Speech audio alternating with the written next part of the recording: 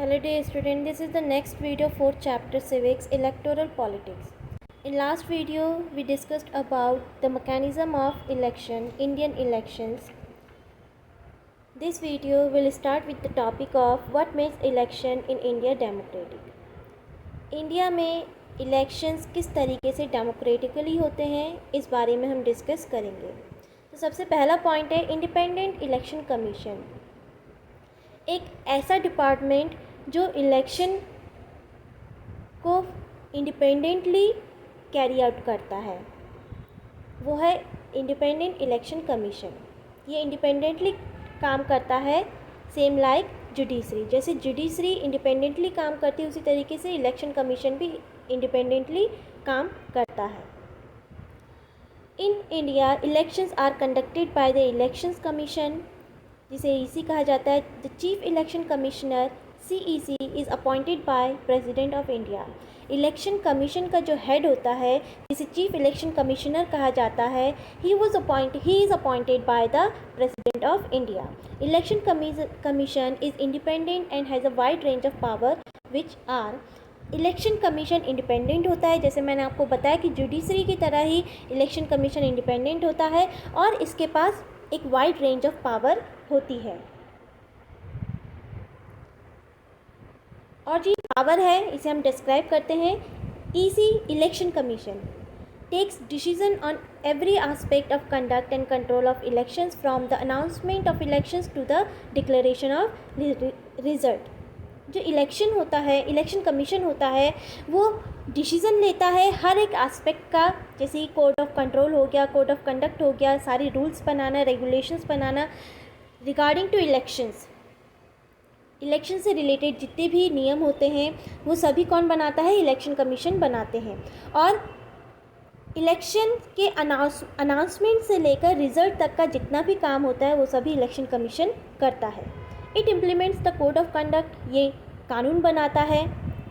And punishes any candidate और party that violets it's. और कोई भी कैंडिडेट या फिर पार्टी अगर इन नियमों का उल्लंघन करते हैं, इन नियमों को तोड़ते हैं, वायलेट करते हैं, तो उसे पनिश भी करता है।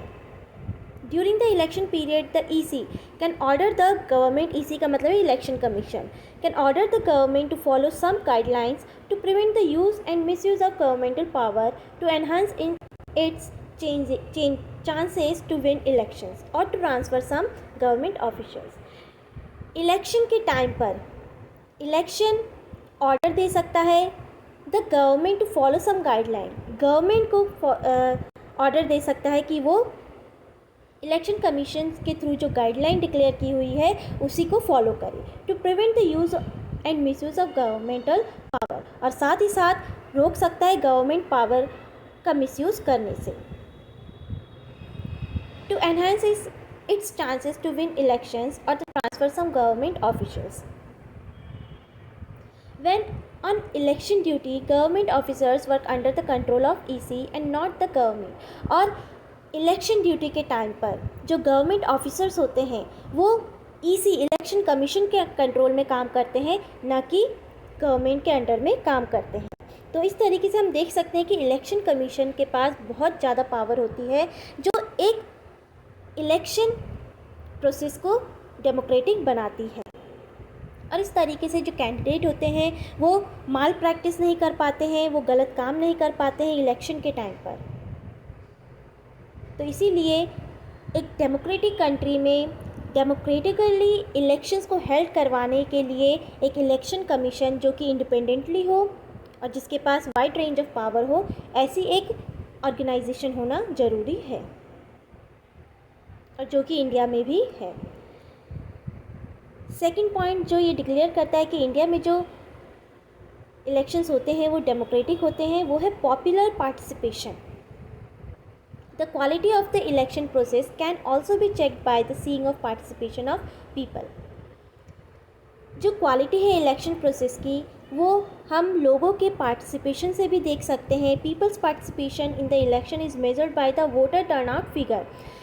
लोगों का जो पार्टिसिपेशन है इलेक्शन में वो किसके थ्रू हम जान सकते हैं? टर्नआउट फिगर्स के थ्रू। टर्नआउट का मतलब होता है मतदान। ये एक तरीके का ग्राफ होता है जिसके थ्रू हम ये जान सकते हैं कि Turnout indicates that percentage of eligible voters who actually cast their vote. Turnout figure से हम ये जान सकते हैं, जो मतदान ग्राफ पिक्चर होती है उससे हम ये जान सकते हैं कि कितने एलिजिबल वोटर्स ने एक्चुअली वोट दिया है. In India, the poor, illiterate and unprivileged people vote in larger proportion as compared to the rich and privileged section. और इसी से ही हमें पता चलता है कि इंडिया में जो प्रिविलेज सेक्शन है, जो रिच सेक्शन है, उनकी तुलना में जो इलिटरेट, अनप्रिविलेज्ड और पुअर होते हैं वो ज़्यादा वोट देते हैं. Common people in India feel that through elections they can bring pressure on political parties to adopt policies and programs favorable to them. ऐसा इसलिए होता है क्योंकि जो कॉमन पीपल होते हैं वो ये फील करते हैं कि इलेक्शंस के थ्रू वो पॉलिटिकल पार्टीज़ पर प्रेशर डाल सकेंगे कि वो इस तरीके के पॉलिसीज़ अडॉप्ट करें जो लोगों के लिए अच्छी हो. The interest of voters in elections related activities has been increasing over the years. और इस तरीके से जो इंटरेस्ट है वोटर्स का वो हमेशा से क्या होता है, बढ़ता जाता है. Third is acceptance of election outcomes. Election outcomes को एक्सेप्ट करना. One final test of the free and fairness of the election is the outcome of the election. जो फाइनल टेस्ट होता है वो ये कि इलेक्शन फ्री और फेयर तरीके से हेल्ड करवाए जाए और उसके आउटकम भी इसी तरीके से आए. The ruling parties routinely loss election in India both at the national and state level. और इसका जो एग्जाम्पल है, कह सकते हैं हम एग्जाम्पल है कि जो रूलिंग पार्टी होती है वो कॉन्टीन्यूसली नेक्स्ट टाइम पर हारती है. जैसे अभी अगर एक रूलिंग पार्टी है तो जब 5 साल बाद इलेक्शन होंगे तो उनमें से कुछ जो एमएलएज होंगे, एमपीज होंगे वो हार जाएंगे. वो इसीलिए ही होता है क्योंकि फेयर एंड फ्री इलेक्शंस होते हैं. क्योंकि एक टाइम पर अगर एक एमएलए या एमपी लोगों के वेलफेयर के लिए काम नहीं करता तो उन्हीं लोगों को राइट्स होते हैं कि वो नेक्स्ट टाइम किसी ऐसे एलिजिबल कैंडिडेट को रिप्रेजेंटेटिव चूज़ करें जो कि उनके वेलफेयर के लिए काम करें. इन द यूएस एन इंक्यूबेंट और sitting elected representative rarely losses an election. वहाँ पर बहुत कम ही जो इलेक्टेड रिप्रेजेंटेटिव होते हैं बहुत कम ही इलेक्शन को हारते हैं. इंडिया के कंपैरिजन में in India about half of the sitting MPs और MLAs lose elections. Candidates who are known to have spent a lot of money on buying votes and those who known criminal connection often lose election. और इसका एक कारण ये भी है कि कुछ जो कैंडिडेट्स होते हैं जो वोट को खरीदते हैं या फिर क्रिमिनल उनका जो बैकग्राउंड होता है इस वजह से भी वो वोट को हारते हैं. Bearing very few disputed election, the electoral outcomes are usually accepted as people's verdict by the defeated party. कुछ डिस्प्यूटेड को छोड़कर, बैरिंग मतलब होता है एक्सेप्ट, छोड़कर कुछ डिस्प्यूट, कुछ झगड़ों को, इलेक्शन में जो झगड़े होते हैं उन्हें छोड़कर the electoral outcomes are usually accepted. जो इलेक्शंस के आउटकम्स होते हैं, जो रिजल्ट्स होते हैं वो एक्सेप्ट किए जाते हैं. लोगों का वर्डिक्ट है, वर्डिक्ट मतलब डिसीज़न, जो लोगों का डिसीज़न है वही एक्सेप्ट किया जाता है डिफीटेड पार्टी के through. Challenges to free and fair elections. अब इंडिया में जो इलेक्शंस होते हैं वो डेमोक्रेटिक होते हैं और उसका जो एक कैरेक्टरिस्टिक है वो है फ्री एंड फेयर इलेक्शन. उसमें कुछ चैलेंजेस, कुछ प्रॉब्लम्स आती हैं जो फेस करनी पड़ती हैं, उसे हम पढ़ेंगे. Elections in India are basically free and fair. Sometimes this may not be true for every constituency. There are many limitations and challenges to Indian elections. These include, कभी कभी फ्री एंड फेयर की बात तो करते हैं लेकिन हर एक constituency में ये पॉसिबल नहीं हो पाता कि फ्री एंड फेयर इलेक्शंस करवाए. उस वक्त किन चैलेंजेस को फेस करना पड़ता है इलेक्शन कमीशन को या फिर लोगों को, उसके बारे में हम पढ़ेंगे. Candidates and parties with a lot of money enjoy a big and unfair advantages over smaller party. कभी कभी कुछ कैंडिडेट्स जो होते हैं जो ऐसी पार्टी से बिलोंग करते हैं जिनके पास बहुत ज़्यादा पैसा होता है, बहुत ज़्यादा पावर होती है, वो अनफेयर माल नरिश प्रैक्टिसेस को करते हैं जो स्मॉलर पार्टी के लिए डिसएडवांटेज हो जाता है।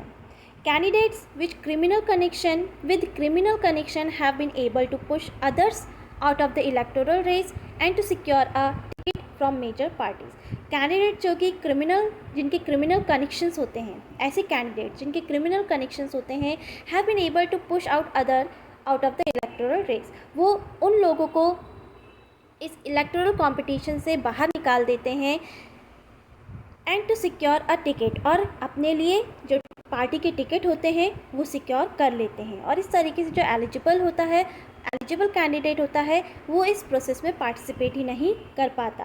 Tickets are distributed to relatives from their families, और कभी कभी क्या होता है, जो टिकट्स होते हैं जो क्लोज रिलेटिव्स होते हैं उनको डिस्ट्रीब्यूट कर दिए जाते हैं। Elections offer little choice to ordinary citizen as major party are quite similar to each other both in policies and practice।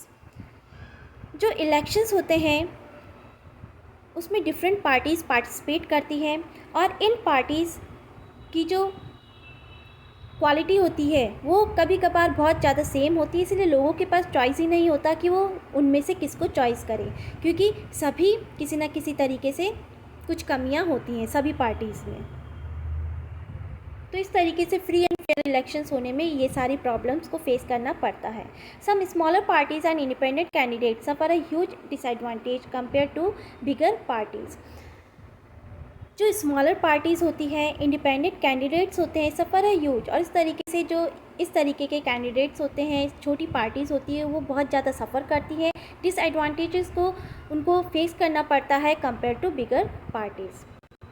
तो इस तरीके से हमने कई इलेक्शंस के डिमेरिट्स भी पढ़े, और फ्री एंड फेयर इलेक्शंस होने में क्या क्या चैलेंजेस फेस करने पड़ते हैं वो भी पढ़े। लेकिन इसके बावजूद अगर हम इनसे ओवरकम हो जाए, इनके सॉल्यूशन निकालें, तो इलेक्शन एक अच्छा प्रोसेस है, एक अच्छा एस्पेक्ट है जिसके थ्रू हम किसी भी कंट्री को डेमोक्रेटिक बना सकते हैं और अपने रिप्रेजेंटेटिव चूज़ कर सकते हैं हु वर्क फॉर पीपल।